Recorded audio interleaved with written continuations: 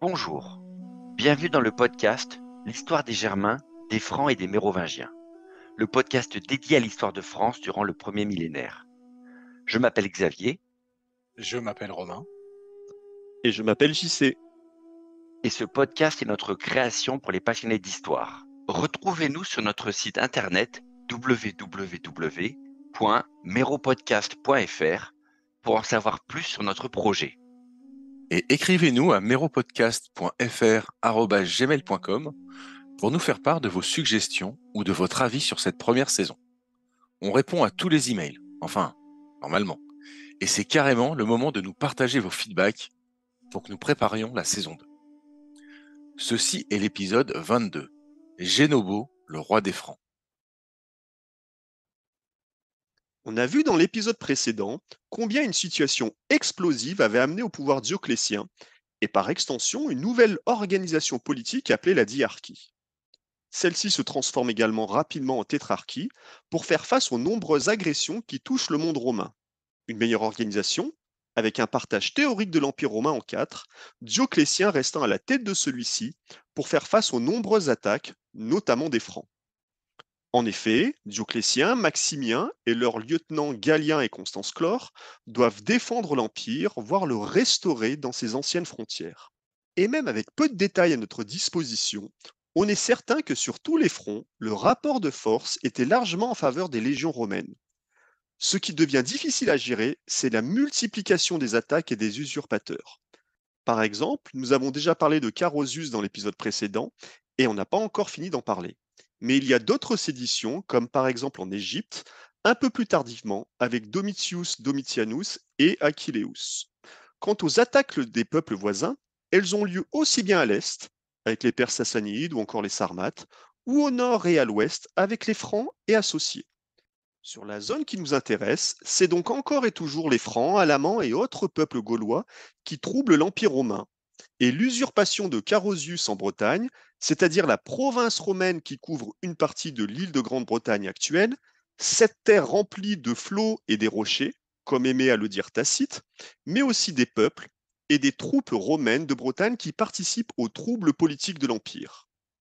Et la Bretagne fait nominalement partie des territoires que doit gérer Maximien et qui pour l'instant lui échappe en 286, comme nous allons le voir.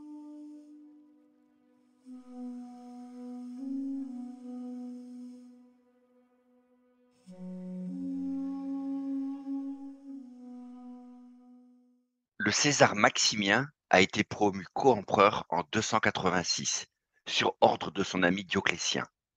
Pourquoi une telle promotion quelques mois après sa nomination comme César? Peut-être par amitié, ou pour le récompenser de son traitement efficace du problème Bagaude en Gaule l'année dernière. Ou peut-être aussi sous la pression des événements, car leur ancien protégé à tous les deux, le gallo-romain Carausius, l'amiral en chef de la flotte du Nord, s'est proclamé lui-même Auguste en 286.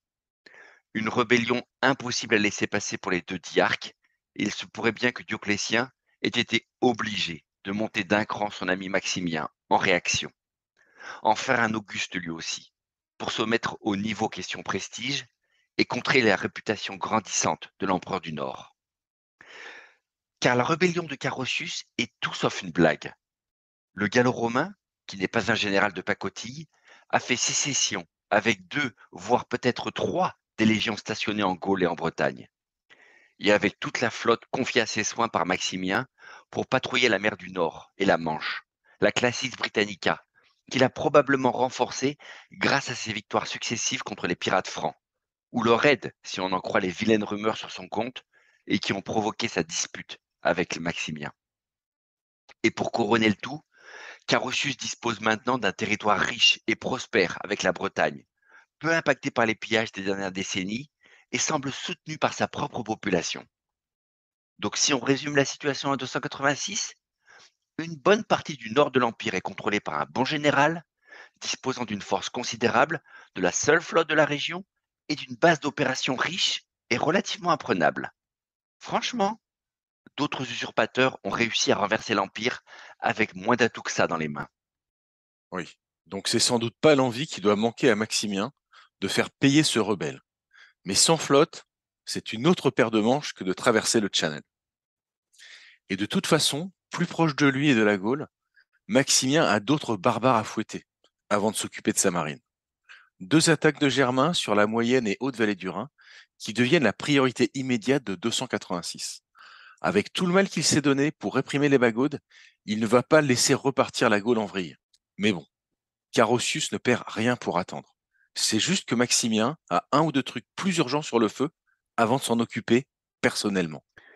Maximien n'a sans doute pas abattu les Bagaudes assez rapidement pour sécuriser la frontière avec la Germanie. Et qui dit frontière dégarnie, dit gros appel d'air pour les pillards d'outre-Rhin. À la fin 285, début 286, deux armées barbares assez considérables apparemment, l'une composée de Bourguignons et d'Alamans, l'autre de peuples appelés Cheibons et Éruli, traversent le Rhin, pénètrent en Gaule et se mettent à piller la région. Pour un court moment en tout cas, avant que notre héros Maximien revienne sur la frontière avec ses légions pour anéantir la menace. Méthodiquement, et sans la moindre pitié d'ailleurs, comme les Romains savent faire. L'empereur va appliquer une combinaison de politique de la terre brûlée et d'encerclement apparemment pour laisser mourir de faim et de maladie les uns et écraser les autres au cours d'une grande bataille sanglante remportée par Rome.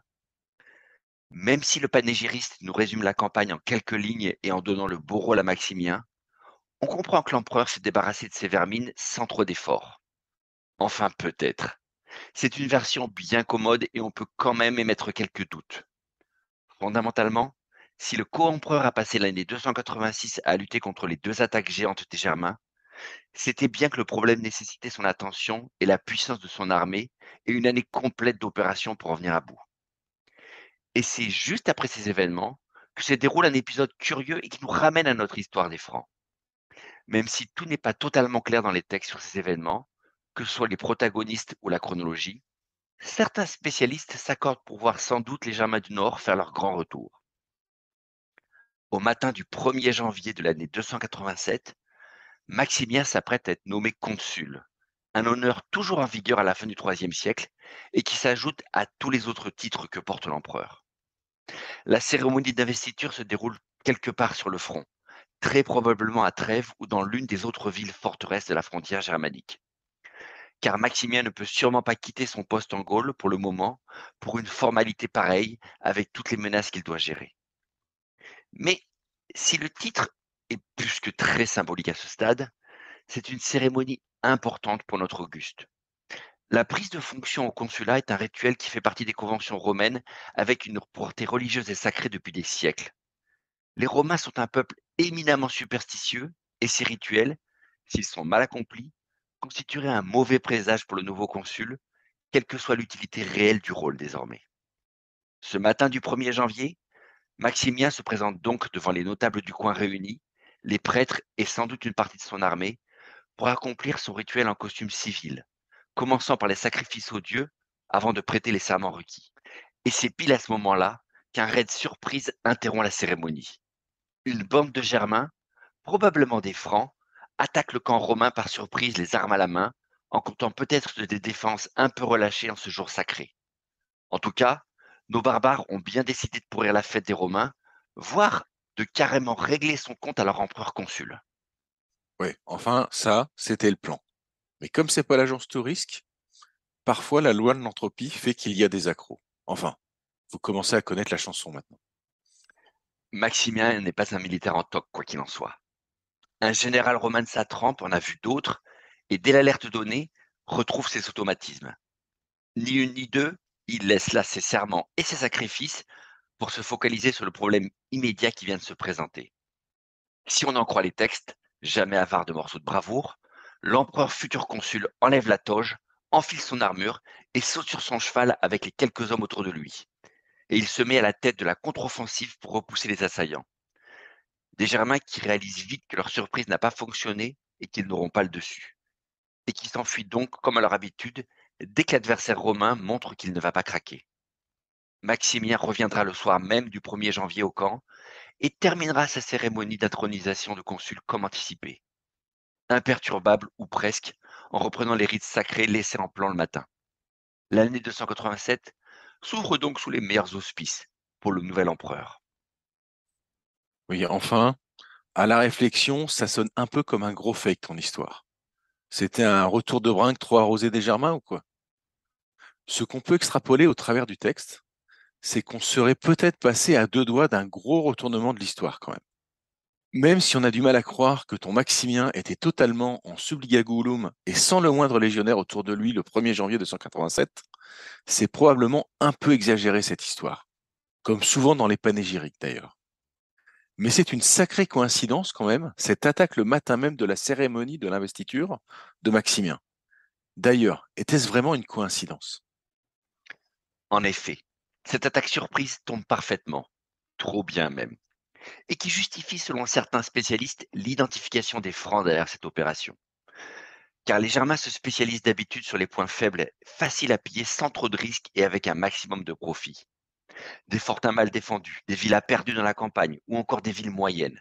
Des cibles faciles donc, et qui rapportent normalement beaucoup. Pourquoi exactement prendre d'assaut une ville de garnison comme Trèves, loin de la frontière et plutôt réputée pour ses fortifications? Surtout dans un moment où une partie de l'armée impériale est probablement massée là, et en force, à la suite des campagnes de 286. Cela semble bien compliqué comme opération, et pas tout à fait dans le mode opératoire. Et surtout, pourquoi attaquer en ce jour précis, au moment même où le chef ennemi est censé être là, et peut-être distrait de ses obligations militaires, possiblement hors des murs pour réaliser les rites de la cérémonie? Honnêtement, difficile de ne pas avoir de doute sur une coïncidence pareille. D'où l'hypothèse que le but de ces Germains était tout autre qu'une opération de pillage classique, et qu'en fait, ce sont des Francs qui ont peut-être réellement tenté de régler son compte à Maximien ce jour-là. Un coup de poker difficile, mais qui, sur un malentendu, aurait pu surprendre l'empereur consul à un moment où sa garde aurait été baissée. Et donc là, on passe carrément au niveau supérieur, la grosse théorie du complot. En fait, tu sous-entends que ce n'est pas un coup de chance, que c'était un plan, en fait, ce commando barbare du 1er janvier 287, que c'était une vraie tentative d'élimination de l'empereur, même si ça ne se base pas sur grand-chose, à part la coïncidence et l'opération un peu improbable d'une ville comme Trèves. Mais bon, pourquoi pas. Mais aussi, tu ne nous as pas tout dit sur le contexte de cette période. Il y a des raisons qui laisseraient croire qu'effectivement, ce n'est pas juste une attaque random, cette histoire? Et oui, car les Francs ont apparemment fait une alliance en 286 avec l'empereur du Nord. C'est ça la nouvelle. Carausius aurait signé un pacte avec les Francs pour les intégrer dans sa grande alliance contre les Diarques. Les rumeurs sur l'alliance cachée entre Carausius et les pirates francs des années précédentes avaient donc bien peut-être un fond de vérité finalement, lorsque Maximien a décidé de sévir contre son ancien lieutenant. Ou plus simplement, Carausius a su faire preuve de talent diplomatique pour ramener des Francs dans son camp et les convaincre de lutter avec lui contre Maximien une fois sa rébellion lancée. Quoi qu'il en soit, dès la fin 286, Carausius et Francs marchent main dans la grande lutte qui oppose l'empereur du Nord avec les deux diarques. Mais bon, il faut être juste. D'abord, cette alliance n'est pas détaillée dans la documentation et ne nous est pas connue dans le détail. Et si elle a vraiment existé, c'est sans doute plus un pacte pour viser l'ennemi commun comme Maximien qu'autre chose. Et pas facile de savoir qui se serait engagé à quoi précisément entre Carausius et les chefs francs de 286. Et puis quand on dit les francs, c'est évidemment une grossière simplification. Au mieux, notre empereur du Nord a fait alliance avec des Francs, avec certains groupes de Germains du Nord. Des hommes qui ont compris l'opportunité de s'engager avec le nouvel homme fort de Bretagne pour tirer parti du bazar de la Gaule. Des Pierre Germains qui se soucient assez peu sans doute de savoir qui est sur le trône de l'Empire, mais qui n'ont pas de problème à aller combattre les diarques s'il y a moyen d'en tirer un profit immédiat. On ne le répétera jamais assez. À ce stade, tout porte à croire que sous le nom de Francs, on parle de groupes très différents et très disjoints, qu'ils soient pirates ou qu'ils soient fantassins. Des groupes qui, même partageant une culture commune, peuvent faire des choix de cibles ou d'alliances très différents entre eux. Oui. Donc en fait, il y a les bons francs et les mauvais francs, quoi. Bon. Pour ta théorie du complot, de l'action commando du 1er janvier, je vois à peu près ce que tu veux dire. C'était peut-être un acte téléguidé par l'empereur du Nord. Peut-être. Après tout, pourquoi pas?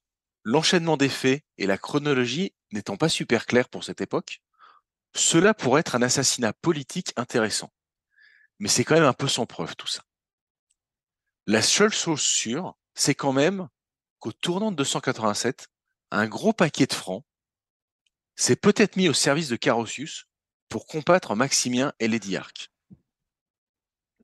En tout état de cause, pour les diarques, le dossier Carausius commence à devenir un sacré caillou dans leurs sandales.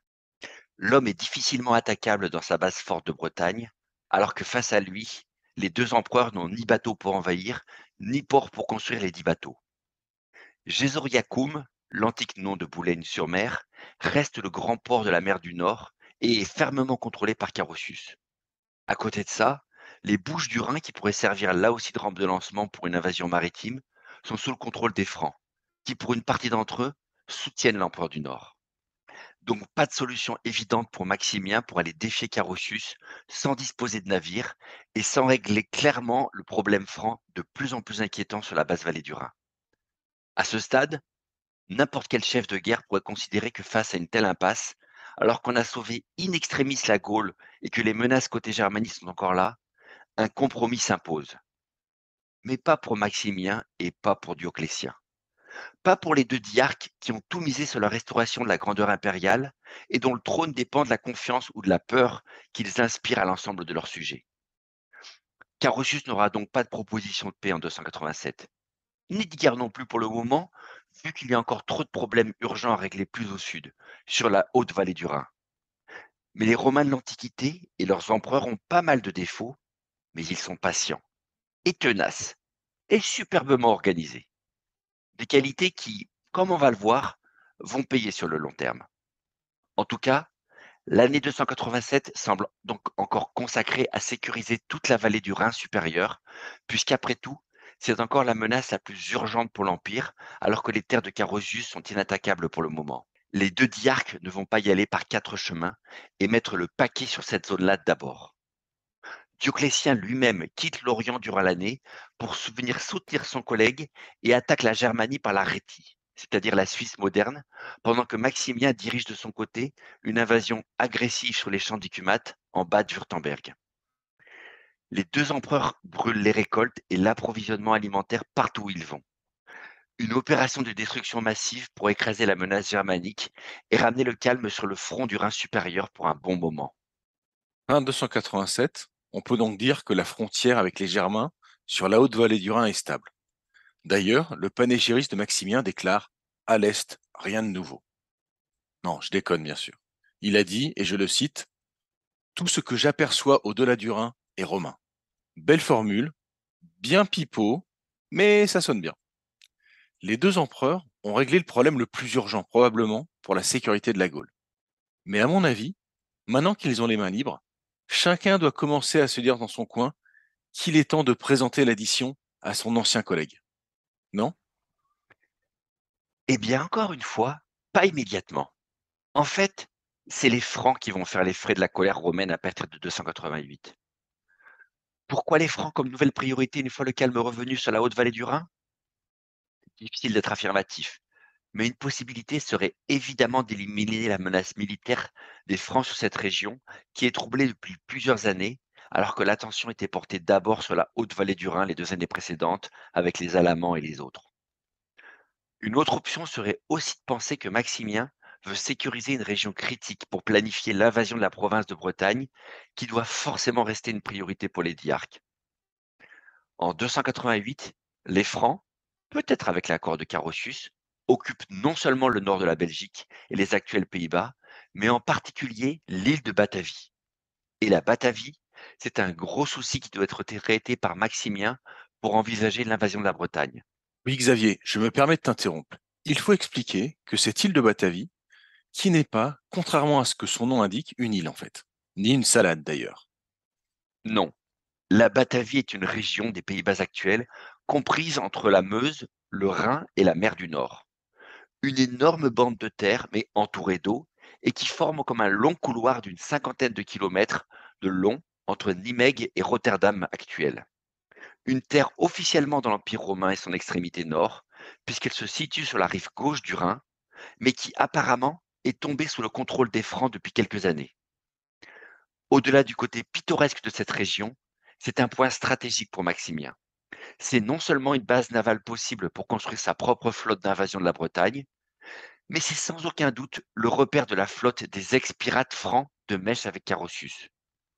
Donc contrôler cette région est probablement obligatoire pour commencer à planifier une invasion décente de l'Empire du Nord, pour s'enlever une menace maritime comme pour constituer sa propre base navale. D'où la décision, début 288, de Maximien de se lancer à l'attaque de cette zone, sans avoir peur du pont qui est trop loin. Mais bon, pour ce genre de boulot, il a des sbires. Et notamment, notre Constance Chlore, le responsable des bains royaux, est également son préfet du prétoire en 288. Et homme à tout faire, en attendant d'en faire son gendre et son César, comme on l'a dit durant l'épisode précédent, 5 ans plus tard. Et d'ailleurs, si on observe les signes, je me dis que l'homme avait tout pour réussir.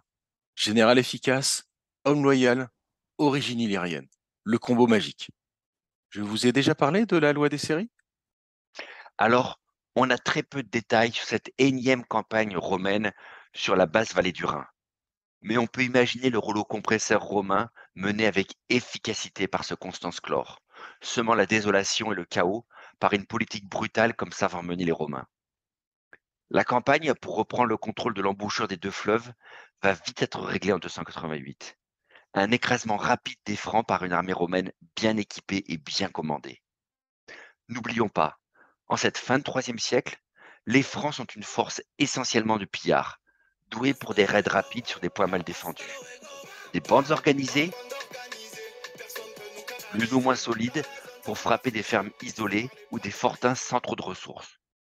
En bataille rangée contre une armée romaine, notamment sur des terrains plutôt découverts comme le nord de l'Europe, ces bandes germaniques n'ont quasiment aucune chance si l'armée romaine est bien commandée. En quelques mois seulement, Constance Chlore a traversé toute la Belgique et le sud des Pays-Bas actuels pour mettre sous son contrôle toute la région tenue par les Francs.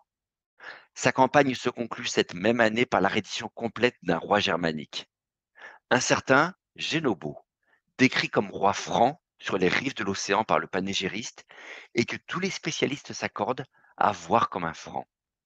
Arrêtons-nous un petit peu sur ce roi Génobo, premier franc officiellement connu de l'histoire, qui fait son entrée remarquée mais brève dans notre récit. La seule mention qu'on a de lui, malheureusement, n'est pas très détaillée, et le panégériste nous présente seulement l'homme au travers de sa reddition complète aux mains de Maximien. Une capitulation totale et humiliante du franc devant l'empereur, qui lui accorde son pardon en échange de sa soumission, en public.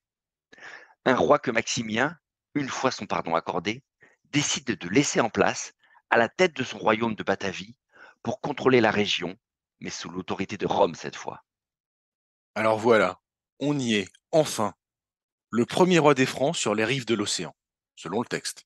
Génobo, dont on ne sait d'ailleurs quasiment rien, sinon qu'il a dû plier le genou devant la puissance romaine. Bon, ce n'est pas très glorieux comme départ pour la grande dynastie des Mérovingiens. Si tant est d'ailleurs que ton roi ait le moindre lien de parenté avec Clovis. Mais bon, on en reparlera, car c'est en toute vraisemblance absolument pas le cas. Mais alors, que peut-on dire de ce premier roi des anciens Francs? C'est sûr que l'histoire très brève de Génobo est assez curieuse en fait et mérite qu'on en dise deux mots. Premièrement, un franc est devenu assez célèbre pour être enregistré dans un texte romain, ce qui n'est pas un petit détail finalement. Pour un peuple inexistant dans les textes encore 50 ou 30 ans plus tôt, avoir le nom d'un chef enregistré par le panégériste avec un statut d'ennemi de l'Empire nous dit quelque chose sur la nouvelle dimension de ce peuple. Être nommé veut dire qu'on existe pour les Romains. Être vu comme un ennemi signifie qu'on a un potentiel politique ou militaire à leurs yeux. Et puis, si vous voulez écrire un texte à la gloire de l'empereur, vous le truffez d'ennemis vaincus aussi prestigieux que possible, non?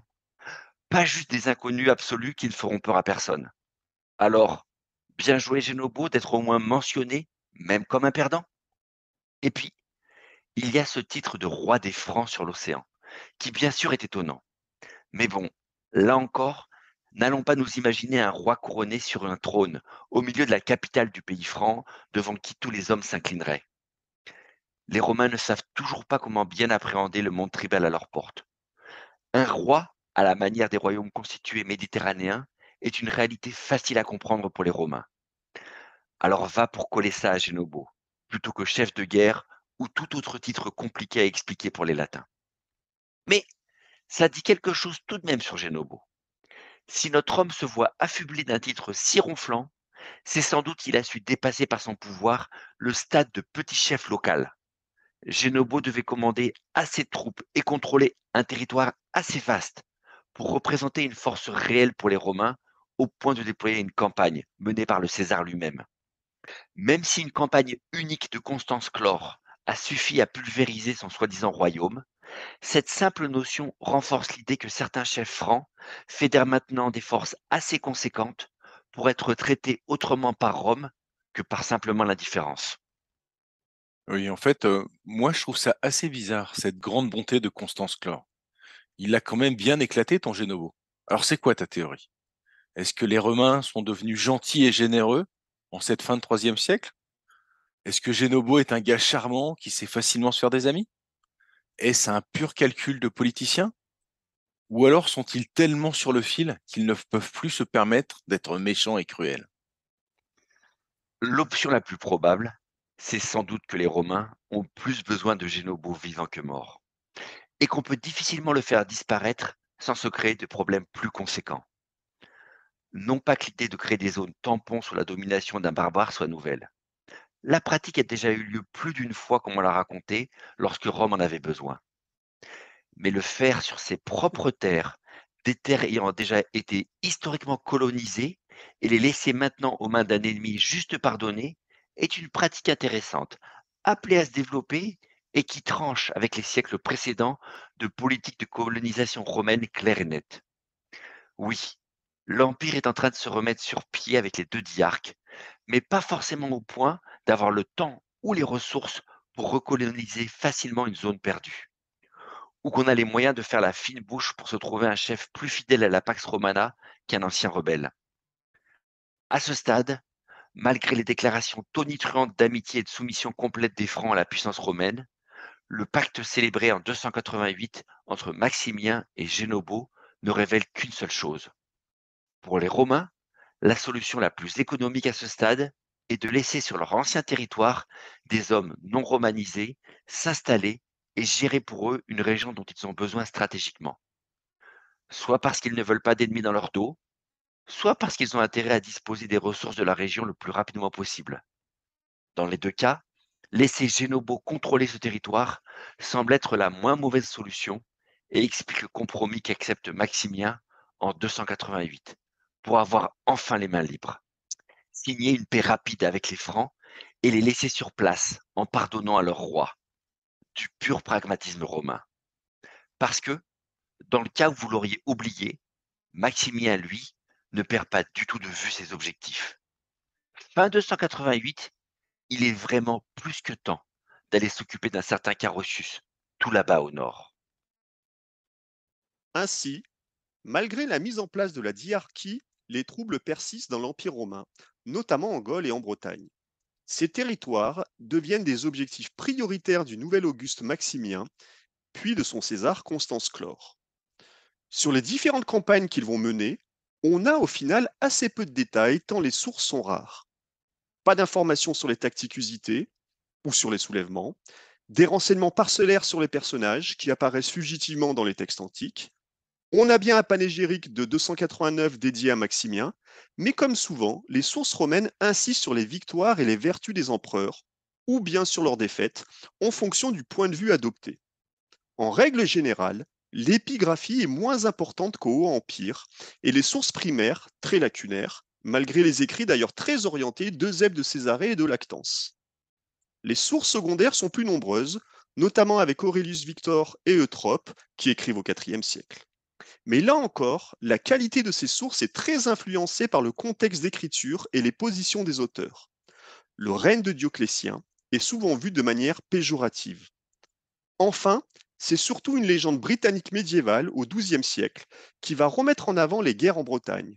L'évêque Geoffroy de Monmouth, qui est par ailleurs l'auteur d'une version de la légende arthurienne, met en avant, dans une version très déformée de l'histoire, les actions de Carausius en Bretagne. Et c'est cette version qui va longtemps traverser les siècles, mais n'ayez crainte, nous allons revenir d'une manière plus juste sur ce personnage. Carausius ne perd rien pour attendre. C'est juste que Maximien a un ou deux trucs plus urgents sur le feu. Mais ceci est une autre histoire pour notre prochain épisode. Merci d'avoir écouté cet épisode de L'histoire des Germains, des Francs et des Mérovingiens, le podcast dédié à l'histoire de France durant le premier millénaire. N'hésitez pas à nous retrouver sur notre site internet www.meropodcast.fr et à bientôt pour notre prochain épisode.